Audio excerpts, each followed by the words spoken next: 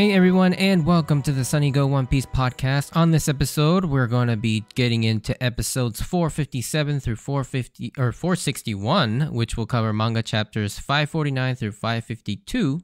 And I don't think it can be understated the hype leading up to these episodes had at the time. It was off the charts. The level of chills you got seeing all these huge names in the series up to this point, all in one place, about to duke it out in an all-out war was insane. So let's get right into it. So the synopsis: the stage is set for the Summit War as most of the major players arrive at Marineford, minus Luffy. However, before the fighting begins, we get a shocking revelation about Ace and his life leading up to this moment. So the differences: there are a few differences here. So during the look into the different parts of the world, the pipe-smoking man from the east in the sheep herding village talks about the Golden Lion Shiki invading Marineford and laying waste to half of it in the anime, whereas in the manga he merely comments how it would be best if Whitebeard never showed up and the execution proceeded without issue. Now obviously this line was added in the anime to kind of coincide with the added context of One Piece Strong World as well as Chapter 0, which was released around this time. And I mean, I think at this point, with Shiki being pretty canon to the manga information as well, I think this is actually a really good addition. The next difference we get is in episode 459, there's that scene where the giant Vice Admiral Marine named LaCroix, who hypes up the Marine soldiers by telling them all, and I'm going to paraphrase this a little bit, and saying that in about 3 hours in the manga, that this will be all over. But there is actually a different character that actually says this little mini speech in the manga. So this speech is given by another prominent giant Marine Vice Admiral. More probably well known is John Giant. Why this change was made, I have no idea. It seems like such an unnecessary change. In my head, it almost seemed like they were on too much of a time crunch to actually draw John Giant's like more detailed character design, because he has a much more like flamboyant hat and more detailed overcoat, whereas LaCroix is in more of a plain green suit. And that's maybe the reason. I really have no idea, but that's the only thing I could think of that why they would make such a minor change. The last one is the anime shows more scenes during Ace's flashback, but one notable addition in the anime that it includes Thatch actually finding the Yami Yami no Mi and Blackbeard freaking out at seeing this. And we would also get to see the actual, well, partially, murder of Thatch as well, which was never actually even hinted at in the manga version. Obviously, we know that Blackbeard killed Thatch, but there's no like scene in this flashback that shows that. Obviously, if you've been paying attention throughout the manga, you can put two and two together, but the anime just decides to explicitly spell this out for us. Alright, so with the differences out of the way, let's get into the episodes themselves. So first off, I'm not really going to go into episodes 457 and 458, as they are literally filler in the purest sense of the word. They're completely recap episodes with nothing new to offer, other than some connective scenes of the main characters on the Marine ship. They serve to catch people back up on Ace, Blackbeard, the Shichibukai, and the two Marine admirals that we've been properly introduced to, with Akainu still kind of being slightly shrouded in mystery. But yeah, with that out of the way, let's get into the actual episodes, starting with 459. The little bit of the beginning of this episode that's interesting is we actually get to see glimpses of every sea in the world of One Piece for the first time, I believe. Although for the Grand Line, we only get to see the paradise side of it and not the New World, since obviously in the story we haven't even been to the New World yet. But I think it's pretty cool to finally see the other areas of One Piece, like the fact that the North Blue is colder because of, obviously it's in the northern part of the world, kind of like how we have in the real world, like Canada, Russia, Siberia, all the northern countries are very cold. We also get that pipe-smoking man from the East Blue talking about how Shiki invaded Marineford 20 years ago and caused quite a bit of damage, and this was obviously added in to give the story a connection to Strong World, like I mentioned in the differences section, and a bit of a retcon from the manga. As we, knowing what we know now of Shiki kind of fits into the canon story. And Shiki does seem like a character that Oda has all but canonized completely into the story now. That's not to say the events of the movie Strong World are canon, because they're not. But the character and the backstory that's outlined here about his time in the past are canon, like this time as a young pirate, being rivals with the Yonko and Roger, as well as his escape from Impel Down and his attack on Marineford, are all still canon. Of course, we get the chills-inducing introduction of the Shibukai, or at least 5 of them that decided to participate. Of course, Blackbeard is off on his own doing God knows what at Impel Down still, and of course Jinbei and the former Shibukai Crocodile are working with Luffy on their way there. There is something to seeing all the Shibukai all together like this, because the amount of reverence and power they hold is pretty incredible. Because Oda has built these characters up for so long. They are probably the first real, huge antagonist thing that he's sort of built up from the very beginning of the series.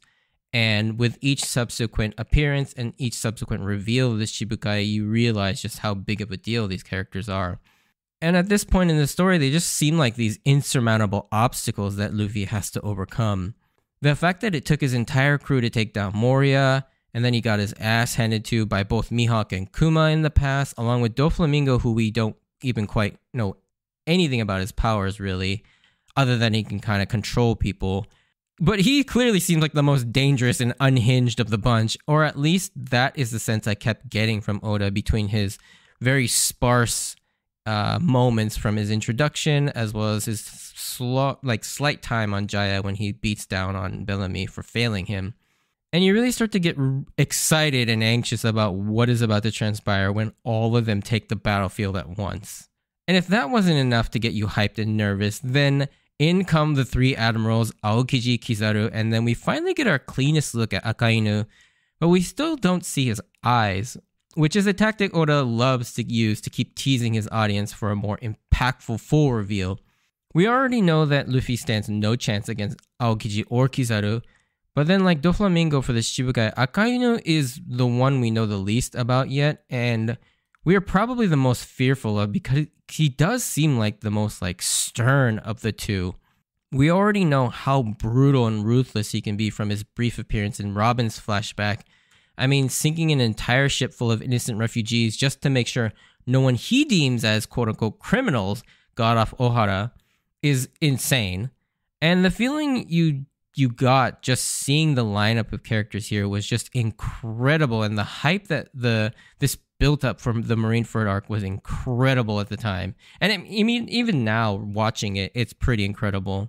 I mean, you had many of the most powerful characters in the series thus far all here ready to go to war, with, crazily enough, Luffy seeming like the random weak side character this time. And I still remember how insane the lead up and the total run of Marineford was. To this day, Marineford is still held by many as the peak of One Piece. For me, it's slightly below, but it's still within my top 3. However, that might change real soon, but that's a topic for a much later discussion. For right now, though, we have to talk about one of the most shocking reveals we've had in the series to this point, and that's saying something considering this series has been full of shocking reveals. But it still probably ranks among one of the most surprising reveals in the series because I personally did not expect this. And that is the bombshell that Sengoku reveals to us and the citizens of One Piece. And he brings up the topic of Ace's real father. The way this scene is set up, we all think that he's going to reveal to the world that Ace's father is Dragon. But as the scene progresses, it becomes ever apparent that this is not the case. But then we hear Roger's voice talking to a young Garp, and then Sengoku tells the world that the Pirate King Goldie Roger had a son, and that was Ace. And you're just like, what? This was so nuts. And your mind starts racing, trying to make sense of all this. Like, what does this mean in terms of Luffy, who we've been told is the son of Dragon? And you begin to wonder, was Garp lying? Probably not, at least not from the context of the scene. It was first revealed in Water 7, and also how they portrayed the reveal in Impel Down when Ivankov puts the dots together to determine if Luffy was telling the truth. And I think that is precisely why Oda added that scene in there, to cement in our minds that yes, Luffy is in fact Dragon's son, and Garp is his grandfather. Of course, later on in episode 461, we learn pretty casually that Luffy already knew all this about Ace, and accidentally lets it slip to everyone to their shock. And yeah, with that, you begin to realize that Ace and Luffy are not blood related, And with that little bit of conversation between Garp and Roger, you can pretty easily deduce that Roger probably asked Garp to take care of his son, and since then, Garp has been caring for Ace as his own grandson. I mean, the implication of this one revelation is insane. First off, why did Garp agree to take care of the child? And I think it's pretty clear by now that both Garp and Roger are good dudes, even if they're on opposite sides of the law, almost akin to the relationship between Luffy and Kobe. You then begin to wonder, were Roger and Garp actually friends like Kobe and Luffy? Probably not, considering how apprehensive Garp was to this, which is why you see so much pain on Garp's face throughout this entire thing, though. And I really like that moment where Tsuru tries to comfort Garp, telling him that this isn't his fault. And yeah, it's not, but obviously Garp feels bad about all of this, and it's causing him a lot of pain. Now, Ace's backstory shoots up to the top of something we all very much want to see, which we'll get later on. And we also see among the crowd, as well as with Roger's initial words to Garp, the recurring theme of merely existing isn't a sin that we saw so prominently with Frankie and Robin in NES Lobby. And people immediately conflate and condemn Ace just purely on the fact that he has the blood of the Pirate King flowing through his veins. Now granted, Ace is a wanted pirate, but even then, you can clearly see from the crowd's reaction that people seem to think he deserves to be executed even more so for the sheer fact that he's the son of Roger. And what again is reinforcing to us that merely existing with a dark background is not grounds to condemn someone to live out that darkness. Just like Robin has the potential to be a very dangerous person, but she herself is not a dangerous person. Of course, all the characters in the universe are all explicitly reasoning this out for themselves as well, and also serves as a way for Oda to basically confirm that Ace is Roger's son and Luffy is his adopted brother. We then get further elaboration from a slight flashback between Roger and Garp, where Roger basically imposes disrespect on Garp, and despite them trying to kill each other on multiple occasions, Roger seems to have learned what kind of man Garp is by seeing him on the battlefield. And I believe that, yeah, he seems to think that Garp is a good man and can trust his only son to him, which is nuts to process. The fact that Garp takes it on is also, I think, proof that, like Luffy, Roger was more or less one of the good pirates, and that Garp felt like he wanted to honor that a little bit, begrudgingly though. We unfortunately don't learn much about Port Gasti Rouge, Ace's mother, in this small flashback, as she miraculously holds off giving birth to Ace for an extra 11 months, sacrificing herself for her son. But we don't know what her and Roger's relationship was like, or even who she really is, which is kind of a shame, and I hope maybe one day we get to learn some more about her. The name choices are also intriguing, as Roger had specifically chosen the names Anne if it was a girl, or Ace if it was a boy. And I've always wondered if there was any reason or significance to these names, or if it was a reference to something. But I have yet to actually find any real answers, so if you do know, let me know. He was also given the name Goldie Ace, but took on his mother's surname Portgas to better hide, as it would be a way to, way too obvious for a kid running around as a pirate with the name Goldie. So yeah, Garp basically made that decision for him.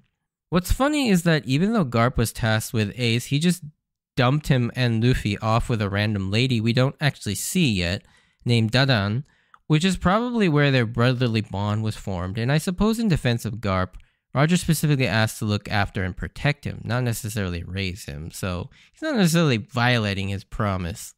Listening to Sengoku talk about how they discovered that Ace was related to Roger and how they were in turn led to believe that Whitebeard then recruited Ace knowing this in order to make him the next Pirate King, I wonder why Garp never was punished or reprimanded for keeping this a secret. At the very least, we know that Tsuru and Sengoku knew of Garp's connection to all this, and I suppose you could hand-wave that away with the fact that Sengoku and Garp appear to be very good friends, perhaps even like best friends, or maybe this was more so due to the fact that Garp's hero status made him near untouchable to the Marines. Also in this scene, we can see them recycle the animation from the last opening, Kaze wo Sagashite, of the moment where Sengoku is standing over Ace, and then we get that panning shot of the admirals, like I referenced back when we talked about that opening. Luffy and the gang have finally made it to the gates of justice, but have no way of opening the gates. However, to everyone's shock, the gate miraculously begins to open. Then we get another moment to add to Buggy's sort of growing legend, as it were. He uses this opportunity to make it seem like he is willing the gates to open, or that he has some kind of divine powers. And this all hilariously set to only the second time in the series that actually uses non-original music. And the last time, of course, being Crocodile's defeat to the Gomu Gomu no Storm. And yeah, when I watch this scene, I can't help but think that this has got to be a small nod to Die Hard, because they use Beethoven's Ode to Joy while everyone is bathed in bright light from the heavy door opening, which is, of course, is very reminiscent of the scene where Hans Gruber and his crew managed to finally get the vault open at Nakatomi Plaza towards the climax of the movie. It's gotta be. It's too much of a coincidence the way these two scenes are sort of portrayed, which is an awesome reference because Die Hard is an awesome movie. This is also hilarious between Buggy hamming it up, but most of all, I am just loving Oda's decision to pair Galdino with Buggy now, because he's the only one smart enough to see through Buggy's BS and is constantly exasperated at it, especially when Luffy himself is also amazed that Buggy is the one opening the gate and just screams out, "No, it's not! What kind of roleplay is this?" And yeah, I love Galdino and Buggy together. It's actually a very unexpected yet awesome combination. The question remains though, who did open the gate? It becomes pretty clear how it opened, although not directly stated. We can kind of surmise with the appearance of Whitebeard's, and his fleet, that it was one of them that paved the way for Whitebeard's army to get in. However, Whitebeard himself hasn't shown up yet, but the way he reveals himself on this awesome whale ship, the Moby Dick, is just about as epic of an entrance you can create, bypassing all the Marineford's defenses by coming in submerged. And this is the first time we actually get to see how the coding process works that the Straw Hats were in the process of trying to have done by Rayleigh to the Sunny. And I think what's crazy to me is that despite how huge of a main crew Whitebeard has, in addition, he's allied himself with 43 other crews, is just nuts. And we also get the cleanest look at Whitebeard's famed 14 commanders, many of which will become household names during and after this arc. The most prominent of which is Marco, the first commander, who has finally finished his glow-up evolution. Of course, he didn't actually evolve, but it's clear Oda didn't quite realize how big of a character Marco was going to be when he first introduced him, all the way back in Skypiea. And now he's got the design to pretty much match what he is in the present day. But yeah, you can clearly see the evolution of Marco getting better and better looking as time goes on. And yeah, when Whitebeard dramatically appears, we are treated to his distinct and iconic laugh for the first time, the laugh. What's interesting is that in the anime, this is the first time we've heard him laugh, but because earlier it was the anime only, he laughed normally. But in the manga, this is in fact the first time we hear him laugh, and the anime updated it accordingly. And we will quickly see the origins of this laugh, kind of, as Whitebeard immediately shows off why he is considered the strongest man in the world and the true strength of what a Yonko pirate is. And so we don't actually learn the real reason until the next set of episodes, but in a bit of a spoiler, I'll just explain it here. So we'll go on to learn that Whitebeard's devil fruit is called the Gura Gura no Mi, hence where the Gura ra ra ra ra laugh comes from. And Gura Gura is an onomatopoeia for shaking or rumbling or rattling, typically associated when describing an earthquake or anything shaking. And yes, Whitebeard's power is the power of earthquakes, which is an insane power, but we'll leave it there and discuss more about this in the next podcast episode when we're properly introduced to the fruit. But yeah, he seemingly slams his fist against the air and starts to crack it, causing sea quakes all over the place. Probably one of the coolest and dramatic reveals of someone's devil fruit powers. Unfortunately, before we actually get to see the results of this, we get into a flashback of Ace and Whitebeard's meeting. But before we get onto that, I just want to say, Whitebeard's introduction is one of the like coolest ones. I mean, One Piece is full of cool introductions, but Whitebeard, because he's been built up so much over the last like, I don't know, 300 or so chapters and like 300 plus episodes, pretty much ever since he was mentioned by name in Skypiea. And then we learned more about the Yonko system in Water 7 and Enies Lobby. Like, he has just been growing and growing and growing. We've been wanting to see what a Yonko pirate is, because this is a level of pirate even beyond the Shibukai. And so to finally see this man who, you know, we've seen him, he's been this like giant old man who's been hooked up to like life support systems. So you begin to wonder, like, is this man actually strong still? And then immediately he just radiates this like insane amount of like confidence and power and sort of authority too. This just the way he stands and he like his heavy walking. And then of course he unleashes his devil fruit for the first time by just slamming his fists against the air and cracking it. Such an amazing introduction to a character that's been built up for so long. Unfortunately, we don't get to see this yet, but we get into Ace's flashback, and we learn that pretty early on, Ace got a hold of the Mera Mera no Mi pretty early after leaving Dawn Island. We will actually get much more detailed depictions of this time and how exactly Ace got the fruit in a novel, which I actually haven't read myself, but I do know the story of how he came by the fruit. And yeah, I do plan on eventually reading it, and perhaps I'll go into it in this podcast when it gets to that point in the story of when it was actually published. We also learned that at a very young age, Ace was so powerful that he even was recruited as a Shibukai but turned it down.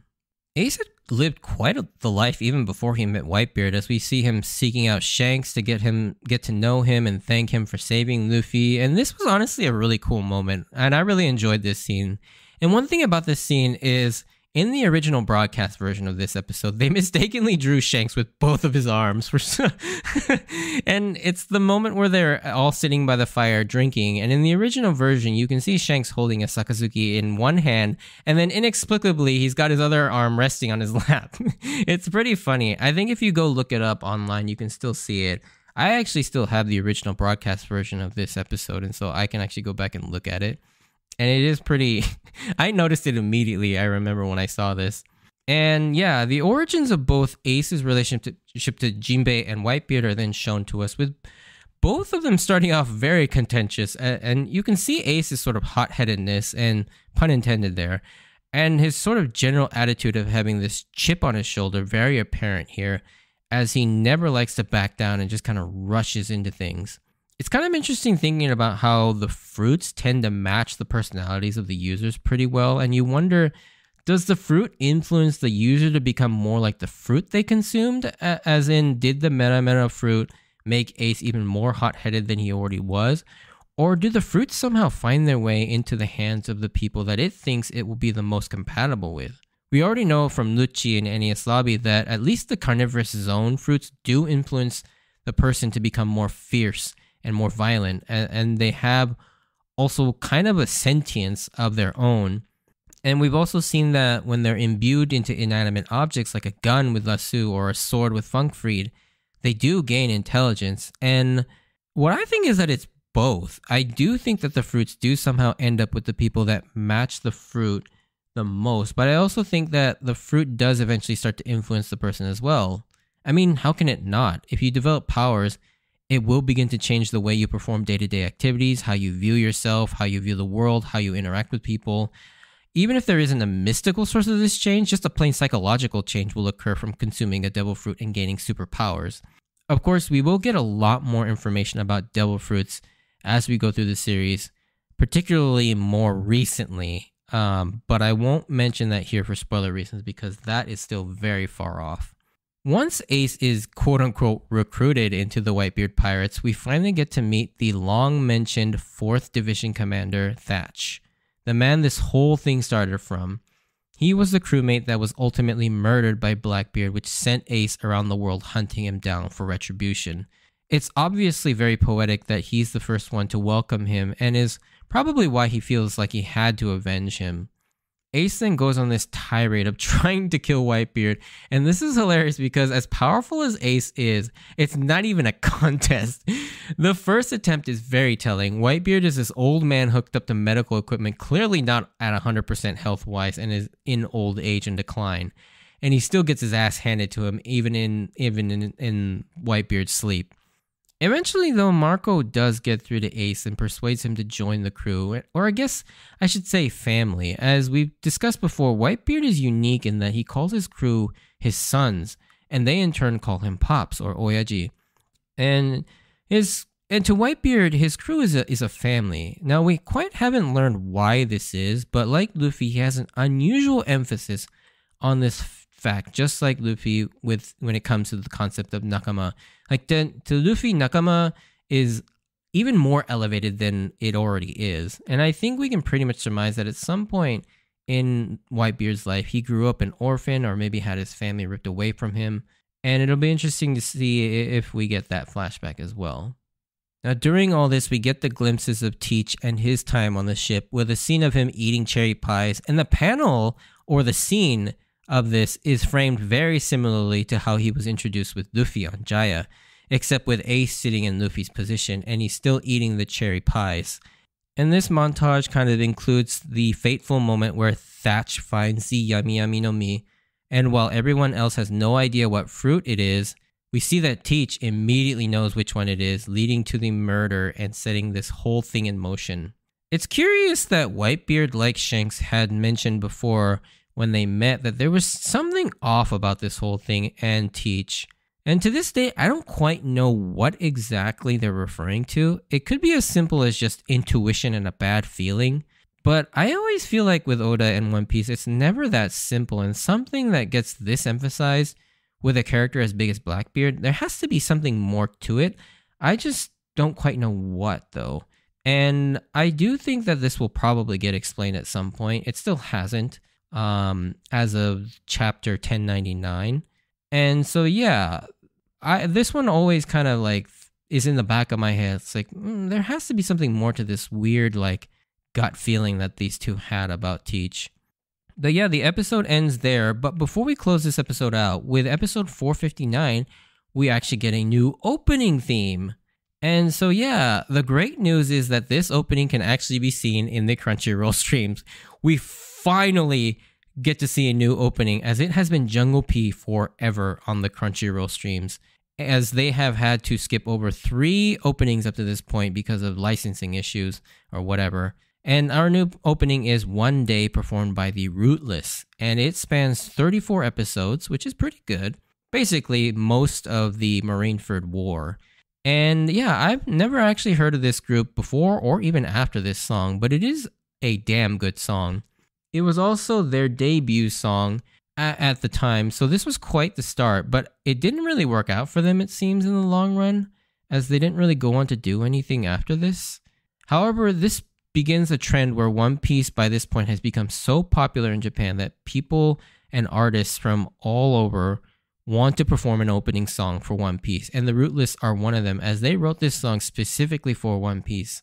And like previously mentioned, with how much of a tonal dissonance with Kaze wo Sagashite was, One Day absolutely nails it, especially with how tense the tone of the story is right now. It matches the tone of what is going on in the story perfectly. It has this very somber sound, but one still filled with energy, especially when it gets to the chorus. The message and theme of the song is fairly simple, one of wanting to grow stronger to protect the things that are precious to you. And looking at the lyrics, it's clearly written from the perspective of Luffy, who wants to get stronger to protect those that he loves, and especially wanting to protect and save Ace. Especially that very first verse is clearly Luffy as a crybaby child looking up to Ace and chasing him. It's an incredibly beautiful song, and it's among the top favorites of most people's rankings of the openings. Now, I'll be a little honest, though, when this song first came out, as it was airing, I was not the biggest fan of this song. And in fact, I barely listened to it, mainly because I have always been more of a fan of the more energetic and adventurous songs, as you can probably tell if you've listened to my opening theme rankings. So when this song hit, it was kind of a mood killer for me, and so I didn't listen to it all that often. Of course, I was still pretty young at the time, but over the last like 13 plus years since this song debuted, this has seriously grown on me quite a bit to the point where I love it and now never skip it. It's such an emotionally impactful song given the context of where in the story it comes into play, as well as the accompanying animation. And the focus is mostly placed on Luffy and Ace's relationship, which is very emotional, especially going back and watching this with the context of the rest of the entire saga and the series. Despite how subdued this opening is, it still shows off some really cool moments, as well as it opts to show us all the major individual players and their powers, from the Whitebeard Pirates and their commanders, Luffy's gang of misfits, the Shibukai, and the Marines, including our first full look at Akainu and spoilers for his Devil Fruit powers. It's kind of surreal to see all these crazy people show up in one giant battle. And of course, the Straw Hats are missing in the story, and they don't play much of a role right now, but they are still present in the opening, and that group shot of them is actually a reference to the Volume 53 cover. And then also speaking about cover references, the One Piece logo being set on fire is actually a reference to Volume 57's cover as well. Like I said, overall, a great opening that matches the story very well, and yeah, one of the greats. But yeah, with that, the stage is set and the war can finally begin, and I can't wait to cover the next several episodes as we see some of the most batshit crazy stuff we've ever seen in the story this far. But yeah, if you did enjoy this, send me a like or comment, and if you want to join me on this journey of rewatching One Piece, please consider subscribing. Check out my Instagram and Twitter account at SunnyGo Podcast for updates of when I post new episodes, and to see some pictures of my manga collection. As always, I wanted to thank you for taking the time to listen to my podcast. Just a small, tiny spoiler section that I wanted to follow up on last episode's spoiler section because we got some new information regarding that. But yeah, if you're not interested in that, then yeah, I hope you stay safe out there and hope to see you on the next episode. Bye.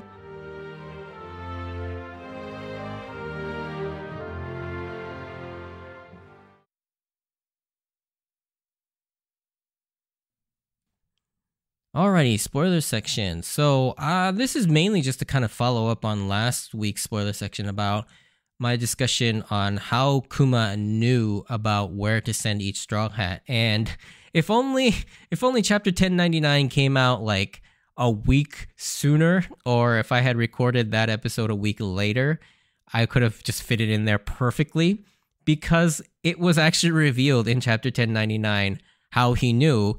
And he basically visited all those locations throughout his process of trying to find a cure for Bonnie's sapphire stone disease. And we actually see him like hop around everywhere.